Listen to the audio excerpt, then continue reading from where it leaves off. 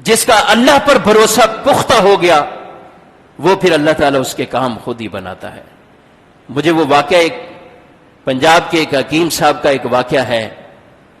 وہ حکیم اپنے گھر سے جب نکلتا تھا تو اپنی بیوی سے کہتا تھا کہ آج دن بھر میں جتنی چیزیں تمہیں چاہیے درکار ہو وہ لکھ کر دے دو, ان کی قیمت بھی لکھ دو.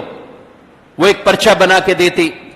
وہ اپنے مطلب اپنے دواخانہ پہ پہنچتا اور پہنچنے کے بعد اللہ سے دعا مانگتا, یا اللہ میری آج کی ضرورت اتنے روپے ہیں, جیسے ہی یہ ضرورت پوری ہو جائے گی میری دکان کا شٹر بند ہوگا, میں تیری عبادت میں لگ جاؤں گا, میری آج کی ضرورت جیسے پوری ہو جائے. وہ حکیم جیسے ہی وہ لکھتا رہا, ایک دن ایسا ہوا کہ اس نے آ کر اپنی دواخانہ پہ جب پرچی کو کھولا تو اس کا سر چکرا کر رہ گیا. وہ گھوم گیا بالکل, کیونکہ اس کی دیگر مرچ مثالوں کے ساتھ ساتھ آگے پرچی پر یہ لکھا ہوا تھا کہ بیٹی کے جہیز کا انتظام. پہلے تو بڑا چکرا گیا کہ کیا ہوگا, لیکن پھر اس نے اپنے آپ کو سنبھالتے ہوئے, جب میرے سارے کام رب نے بنائے تو میں اللہ کے حضور ہی دعا کرتا ہوں. وہ پرچی کے آگے لکھ دیتا ہے یہ اللہ کا کام ہے, اللہ جانے. بقیہ اپنے دکان میں مصروف ہو جاتا ہے. اس حکیم صاحب کا معاملہ یہ تھا کہ کبھی صبح 9 بجے ہی بند کر کے چلا جاتا, کبھی 10 بجے, کبھی 11 بجے, جب ضرورت پوری ہوئی چلا جاتا.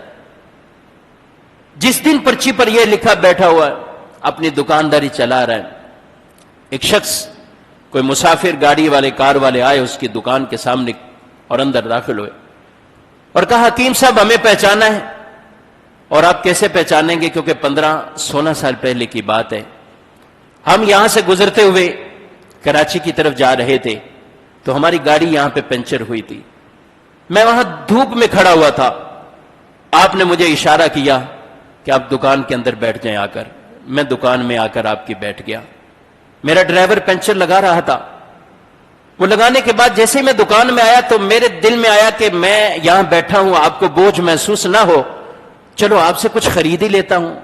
میں نے اپنا مسئلہ آپ کے ساتھ شیئر کیا کہ میں انگلینڈ کا رہنے والا ہوں, پاکستان میں میرے رشتہ دار عزیز کچھ فیملی ہیں, ان سے ملاقات کے لیے میں یہاں آیا ہوں.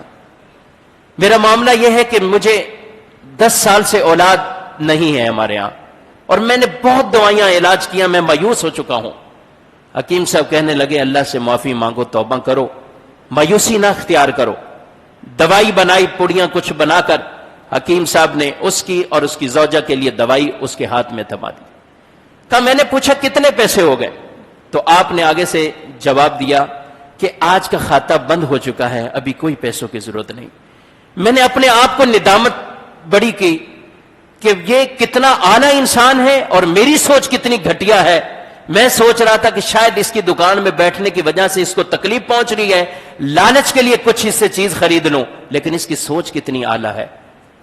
تو میں نے پوچھا حکیم صاحب یہ کھاتا بند ہونے کا کیا معاملہ ہے؟ تو مجھے ساتھ بیٹھے ہوئے شخص نے بتایا کہ حکیم صاحب کی روزانہ کی آمدنی کا ایک ذریعہ ہے, اس کے بعد وہ کھاتا کلیئر بند کر کے اپنی دکان کو بند کر کے چلے جاتے ہیں, یہ معاملہ ہے. کہا میں چلا گیا. اس وقت میں نے دیکھا آپ کے ساتھ ایک چھوٹی سی بیٹی تھی جو آپ کے ساتھ آپ کو کھانے کے لیے کچھ کہہ رہی تھی, اور آپ اس کو کہتے تھوڑی دیر بعد ہم گھر کی طرف جائیں گے. حکیم صاحب معاملہ یہ ہوا کہ میں اپنے گھر کی طرف واپس لوٹا, میں نے اپنے اہلیہ سے پوری بات یہ شیئر کی اور یہ دوائی دی. تو انہوں نے کہا ہمیں ضرور اس دوائی کو آزمانا چاہیے. ہم نے وہ دوائی کھائی ہے, اللہ تعالیٰ نے مجھے ایک نہیں 3 بیٹے عطا فرمائے ہیں, 3 بچے ہوئے ہیں میرے, اور ہم سب باہر رہتے ہیں. میری ایک بیوہ بھانجی تھی, اس بیوہ بھانجی کی شادی کے لیے ہم انگلینڈ سے یہاں سفر کر کے آئے. جب ہم یہاں اس کی شادی کی پوری تیاری میں مشغول رہے, اس کا جہیز بنایا, سب سامان بنایا, سب کچھ تیاری کر لی گئے, لیکن اچانک شادی سے ابھی ہی 1 ہفتہ قبل اس بانجی کی ایسی طبیعت خراب ہوئی کہ وہ دنیا سے رخصت ہو گئی ہے, وہ فوت ہو چکی ہے. ہم بڑے پریشان ہوئے.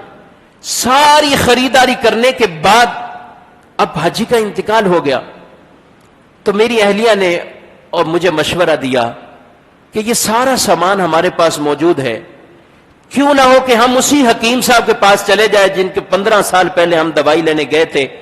آج ان کی بیٹی اس عمر کو پہنچ چکی ہوگی کہ وہ شادی والی عمر ہوگی ہو. تو یہ سارا سامان جہیز وغیرہ سب ہم حکیم صاحب کو دے کر آ جائیں اور ان کا شکریہ بھی ادا کر دیں. کہا ہم 2-3 دن سے آپ کی دکان کے چکر لگا رہے لیکن اس کا شٹر ہم نے بند ہی دیکھا. کسی نے بتایا ملنا ہے تو صبح 8 بجے 9 بجے ہی آپ کو مل پائیں گے. آج ہم اسی وقت کے لیے آئے ہیں. آپ نے نہ نہیں کرنی ہے, یہ میری طرف سے, آپ ہماری طرف سے یہ تحفہ آپ قبول کریں. حکیم صاحب کی آنکھوں سے آنسو جاری ہوئے اور وہ پرچی نکال کر وہ دکھا رہے ہیں کہ آج ہی میری بیوی نے مجھے یہ لکھ کر دیا ہے کہ جہیز کے سامان کا کچھ کرو. میں نے اس کے سامنے لکھا ہے اللہ کا کام ہے, اللہ ہی کام پورے جو ہے وہ انجام دے گا. لیکن دیکھیں میں دکان سے اٹھا نہیں ہوں, اللہ تعالیٰ نے میری بیٹی کے جہیز کا یہ انتظام کر کے دے دیا. یہ اللہ یا رسول.